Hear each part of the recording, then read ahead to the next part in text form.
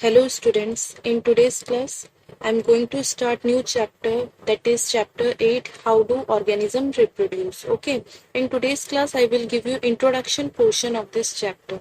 Let's start this chapter. First of all, in this chapter you must know about what is the meaning of reproduction.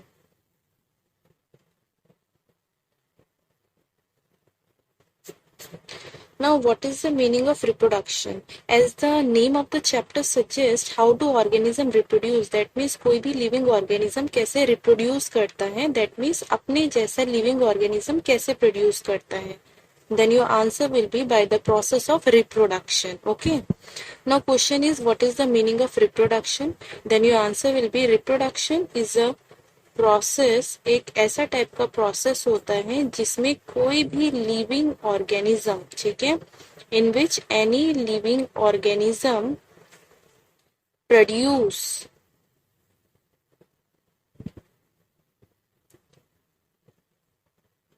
There offspring.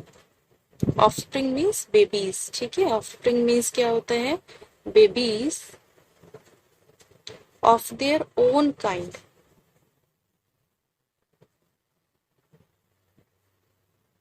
इसका meaning क्या है? इसका meaning ये है, reproduction एक ऐसा process है जिसमें कोई भी लिविंग ऑर्गेनिज्म अपने जैसे लिविंग ऑर्गेनिज्म प्रोड्यूस करते हैं, ठीक है. इस कंप्लीट प्रोसेस को हम क्या बोलते हैं? रिप्रोडक्शन, ठीक है. Now next question is importance of reproduction. Okay, next question is importance of reproduction. जो रिप्रोडक्शन है ये इतना इम्पोर्टेंट क्यों है? क्या जो रिप्रोडक्शन है it is necessary for survival of any living organism? किसी भी लिविंग ऑर्गेनिज्म को जिंदा रहने के लिए reproduction is essential? Then your answer will be no. किसी भी लिविंग ऑर्गेनिज्म को जिंदा रहने के लिए reproduction is not necessary, is not essential, ठीक है. ये इतना इम्पोर्टेंट नहीं है किसी भी लिविंग ऑर्गेनिज्म को जिंदा रखने के लिए. तो नेक्स्ट क्वेश्चन इज कि why it is so important. Then your answer will be reproduction की इम्पोर्टेंस इसलिए है बिकॉज रिप्रोडक्शन प्रोसेस के वजह से ही जितनी भी स्पीशीज है, डिफरेंट टाइप ऑफ स्पीशीज है प्लेनेट अर्थ में, वो कंटिन्यूअसली जब से पृथ्वी बनी है तब से लेकर अभी तक हमारे प्लेनेट अर्थ पर एग्जिस्ट कर रही है, ठीक है. रिप्रोडक्शन इतना जरूरी नहीं है, लेकिन रिप्रोडक्शन की इम्पोर्टेंस क्या है? तो आप बताओगे रिप्रोडक्शन की इम्पोर्टेंस क्या है? Then your answer will be to ensure continuity of species on earth. इसका मीनिंग क्या है? इसका मीनिंग ये है, दैट मीन्स कोई भी अगर लिविंग ऑर्गेनिज्म है उसकी प्रजाति को कंटिन्यू इस प्लेनेट अर्थ में अगर रहना है तो उसे कौन सा प्रोसेस करना पड़ेगा? रिप्रोडक्शन, ठीक है. Next topic is types of reproduction.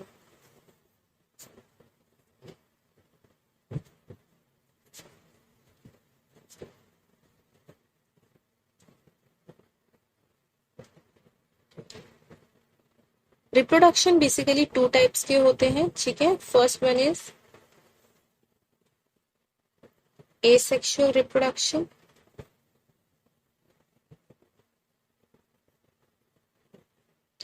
and second one is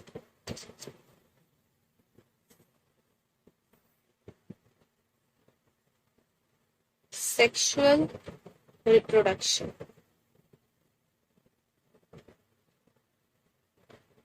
ये जो दोनों टाइप ऑफ रिप्रोडक्शन है इन दोनों को हम समझेंगे डिफरेंसेस की फॉर्म में, तो आप लोगों को ज्यादा अच्छे से क्लियर हो पाएगा, ठीक है. फर्स्ट डिफरेंस देखते हैं एसेक्सुअल रिप्रोडक्शन में और सेक्सुअल रिप्रोडक्शन में. फर्स्ट जो आप बताएंगे, यहाँ पे आपको बताना है only one parent is involve, ठीक है. Only one parent is involve. That means एक पेरेंट से ही न्यू इंडिविजुअल प्रोड्यूस हो जाता है, ठीक है. वहीं इन सेक्सुअल रिप्रोडक्शन आप बताओगे two parents are involve.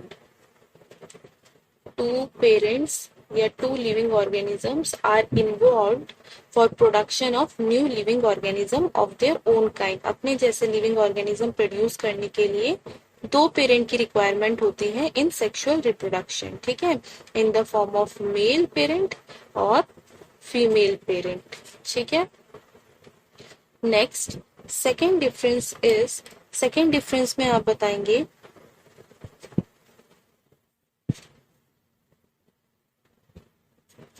Gametes formation is absent. ठीक है, यहाँ पे आप बताओगे कि जो गैमेट फॉर्मेशन है वो एब्सेंट होता है। दैट मीन्स क्योंकि ओनली वन पेरेंट से न्यू इंडिविजुअल प्रोड्यूस होता है, दैट्स वाई यहाँ पे गैमेट्स की जरूरत नहीं होती है। नाउ क्वेश्चन इज की what is the meaning of gamete. तो गैमेट आप बताओगे ऐसे रिप्रोडक्टिव सेल्स होते हैं, ऐसे सेल्स होते हैं जिनके पास कैपेबिलिटी होती है कि वो अपोजिट जेंडर के गैमेट्स के साथ फ्यूज होके न्यू लिविंग ऑर्गेनिज्म प्रोड्यूस कर सके। ठीक है, तो जो गैमेट्स फॉर्मेशन होता है in asexual reproduction is absent. ठीक है, gametes are not produced in case of asexual reproduction, where is in sexual reproduction आप बताओगे गैमेट्स आर फॉर्म्ड। ठीक है, यहाँ पे आप क्या बताएंगे, गैमेट्स आर फॉर्म्ड। ठीक है, गैमेट्स यहाँ पे फॉर्म होते हैं। और गैमेट्स जो यहाँ पे फॉर्म होंगे, क्योंकि हमने यहाँ पे पढ़ा था कि जो पेरेंट्स हैं, दो पेरेंट्स इन्वॉल्व होते हैं, male parent and female parent. तो यहाँ पे आप बताओगे जो मेल पेरेंट है, ठीक है, मेल पेरेंट प्रोड्यूस करते हैं स्पर्म। ठीक है, ये क्या है, ये गैमेट होता है, मेल गैमेट। और जो फीमेल पेरेंट है वो प्रोड्यूस करते हैं ओवम। ठीक है, ओवम और यू कैन से एग। ये क्या है, फीमेल गैमेट है। क्लियर। सेकेंड, ठीक है, पहला हो गया कि ओनली वन पेरेंट इन्वॉल्व होता है in asexual reproduction. Sexual reproduction में दो पेरेंट इन्वॉल्व होते हैं in the form of male and female. In asexual reproduction gametes are not formed, whereas sexual reproduction में gametes are formed। ठीक है, okay. Next third difference आप बताएंगे। Third difference में आप बता सकते हो इसमें fertilization process do not take place। fertilization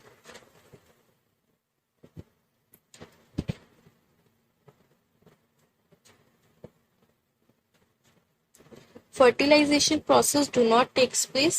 now question is कि what is the meaning of fertilization। fertilization का meaning होता है fusion of gametes, जब gametes fuse करते हैं। ठीक है, जैसे मेल गैमेट और फीमेल गैमेट जब फ्यूज करते हैं, that process is known as fertilisation. और उसके बाद किसका फॉर्मेशन होता है, जाइगोट का।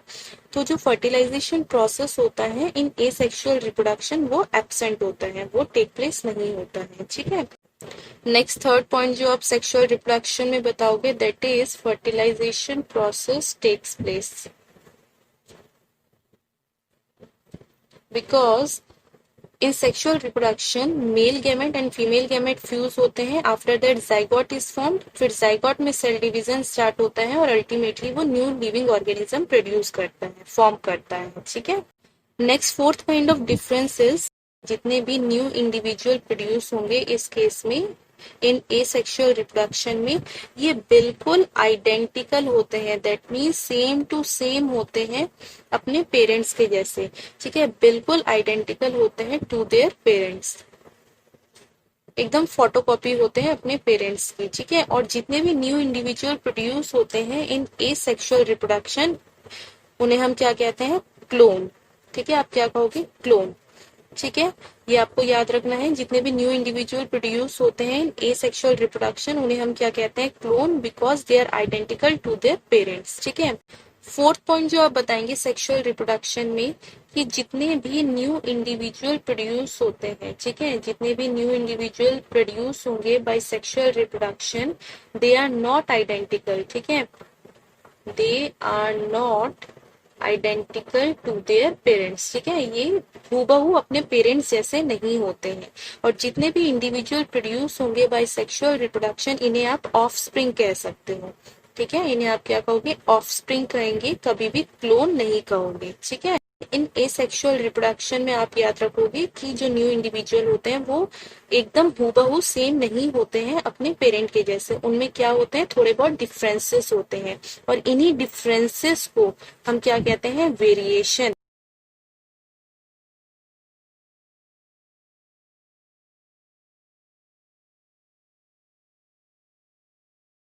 लास्ट डिफरेंस जो आपको पता होना चाहिए दैट इज कि इन एसेक्सुअल रिप्रोडक्शन जो सेल डिवीजन चलता है वो मोस्टली कौन सा चलता है, माइटोसिस। ठीक है, mitosis cell division takes place in asexual reproduction. Mitosis cell division जो है ये सब क्या है, आप हायर क्लासेस में पढ़ेंगे, तभी मैं आप लोगों को थोड़ा सा इंट्रोडक्शन दे रही हूँ।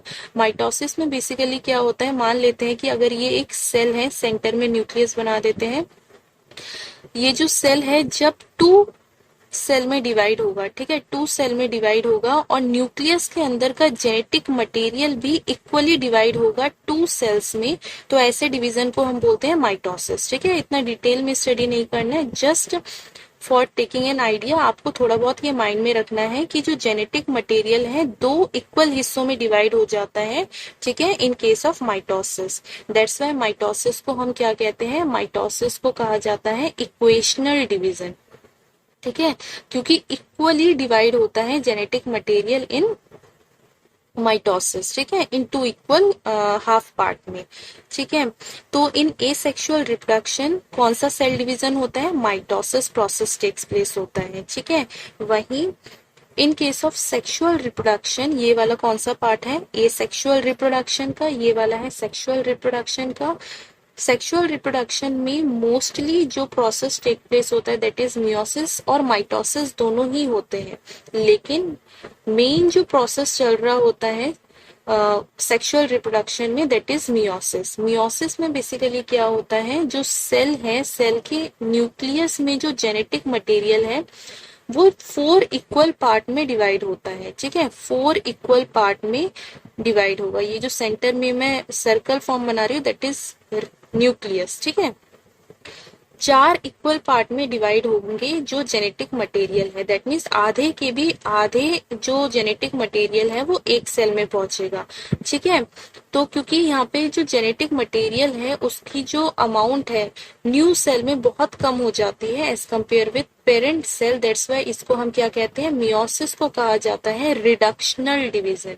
ठीक है, रिडक्शनल, रिडक्शनल मीन्स जिसमें, रिडक्शनल मीन्स रिड्यूस होना। ठीक है, तो यहाँ पे जेनेटिक मटेरियल रिड्यूस हो जाता है एक तरीके से अगर हम देखें तो, जिसके बारे में डिटेल में आप लोग आगे की क्लासेस में दैट मीन्स 11th 12th में जाके बायोलॉजी क्लासेस में आप लोग सीखेंगे। ठीक है, तो ये चीज आपको याद रखनी है। Next very important thing is कि आपने देखा होगा जितने भी लिविंग ऑर्गेनिज्म है by the process of reproduction अपने जैसे ही न्यू लिविंग ऑर्गेनिज्म प्रोड्यूस करते हैं। फॉर एग्जांपल अगर मैं बोलूं अगर कोई कैट है तो वो जो न्यू इंडिविजुअल प्रोड्यूस करेगी वो कैट ही होगा या होगी। ठीक है, या अगर मैं ह्यूमन बींग्स की बात करूं तो ह्यूमन बींग्स जो न्यू लिविंग ऑर्गेनिज्म प्रोड्यूस करेंगे वो कैसे होंगे, वो ह्यूमन बींग्स ही होंगे। तो ऐसा क्या है जिसके वजह से जो पेरेंट है, पेरेंट जैसा ही न्यू लिविंग ऑर्गेनिज्म बनता है। जो ह्यूमन बींग्स का बेबी है वो ह्यूमन बींग्स ही होगा, डॉग का बेबी जो है वो डॉग ही होगा। ठीक है, कोई अगर यूनिसेलर ऑर्गेनिज्म है फॉर एग्जांपल अमीबा है तो उसका बेबी अमीबा ही होगा। तो ऐसा कैसे हो जाता है, तो इसका जो आंसर है वो बेसिकली क्या होगा, दैट इज जो सेल है, सेल के अंदर जो न्यूक्लियस प्रेजेंट होता है। ठीक है, सेल के अंदर जो न्यूक्लियस प्रेजेंट होता है, न्यूक्लियस के अंदर प्रेजेंट होता है जेनेटिक मटेरियल। ठीक है, genetic material in the form of DNA. ठीक है, जेनेटिक मटेरियल किस फॉर्म में प्रेजेंट होता है, डीएनए की फॉर्म में, और डीएनए की फुल फॉर्म क्या होती है, डीऑक्सी राइबो न्यूक्लिक एसिड। ठीक है, D for deoxyribo, N for nucleic, A for acid. ठीक है, तो सेल के न्यूक्लियस के अंदर जो डीएनए है जिसे हम जेनेटिक मटेरियल कह रहे हैं, ठीक है, ये प्रेजेंट होता है जो कि पेरेंट से ऑफस्प्रिंग में जाता है, दैट मीन्स पेरेंट से न्यू इंडिविजुअल में जाता है for transmission of character, character को ट्रांसमिट करने के लिए, from one generation to another generation भेजने के लिए। ठीक है, कैरेक्टर ट्रांसफर होते हैं बेसिकली किसके वजह से होते हैं, डीएनए के वजह से, जेनेटिक मटेरियल के वजह से। ठीक है, from one generation to another generation ये जेनेटिक मटेरियल ही पास ऑन होता है, जिसके वजह से जो लिविंग ऑर्गेनिज्म है उन्हीं के जैसे same to same new individual produce होते हैं। ठीक है, आज की क्लास में बस इतना ही। नेक्स्ट क्लास में हम डिस्कस करेंगे different types of asexual reproduction. Okay.